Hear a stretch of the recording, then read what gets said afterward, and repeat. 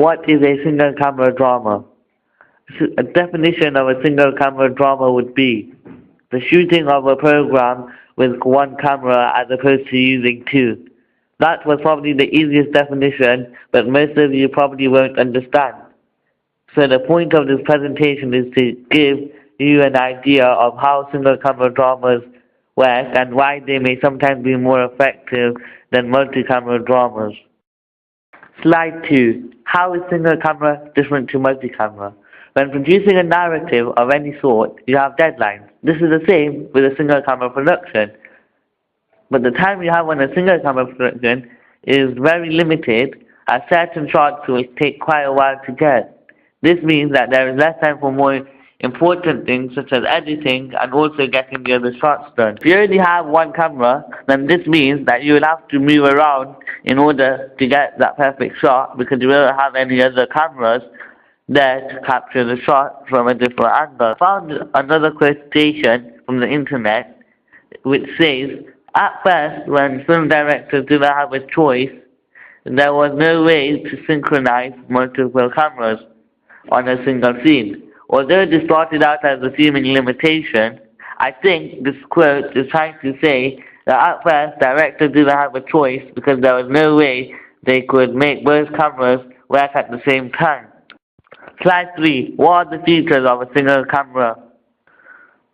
I found the following quote on the internet and the link is in the PowerPoint. The quote stated, one of the features of a single camera drama is that it is a method of filmmaking and video production. A single camera, either motion picture camera or professional video camera, is employed on the set and each shot is to make up a scene is taken individually. I think this quote is trying to say that single camera production only works on one scene at a time, which means that it will take quite a while until they reach the final edit, because if the scenes are shot one at a time, this means that all the scenes will have to be put together via editing. I think that the quotation above is trying to say that the director will only focus on one character's scenes at a time. If you look at the bottom of the slide, there are two diagrams. One shows what an average single camera production layout would look like, and the other showing what a multi-camera production layout would look like. Slide 4. Differences between short film and commercial feature films. Short films are often shorter than normal films, as it is a chance for creative and eager young filmmakers to show what they can do with the camera. Short films also dive into the contemporary issues because they aren't seen by many people, therefore there is less chance of a negative reaction.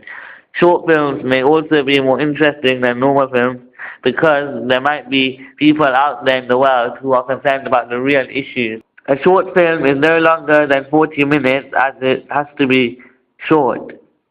This can be tricky as you only have a limited amount of time to get all your points across to your target audience. Commercial feature films have an advantage as they are shown on a global scale and have a much bigger amount to spend on the film. Thus, there is a higher expectation for commercial films.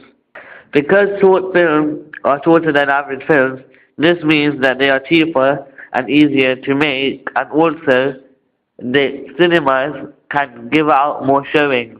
The editing is smooth and professional. It looks pretty good considering this is meant to be filmed in the early 90s.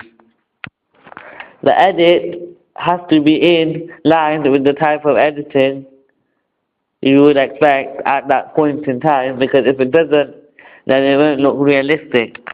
Lighting. The lighting is suitable to the type of scene that the director is going for. Narrative and structure.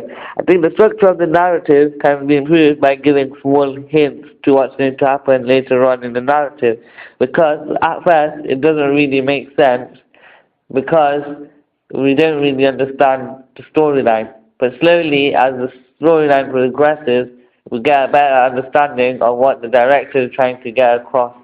Sound and music. The sound is very closely related to what appears on the screen because it intensifies the situation. The music leaves you on the edge of your seat because of the way the short film wraps up. Target audience. I think that this piece is aimed toward people in their late 20s and early 30s because the director chose to create this piece of narrative in black and white. However, I think he's trying to be as free as possible. By this, what I mean is he isn't trying to aim towards a certain age group in particular. Now I'm going to analyze a short film. First of all, the use of the camera. The camera at the beginning is placed in such an angle that it makes us think what or who the man is looking for in the first scene.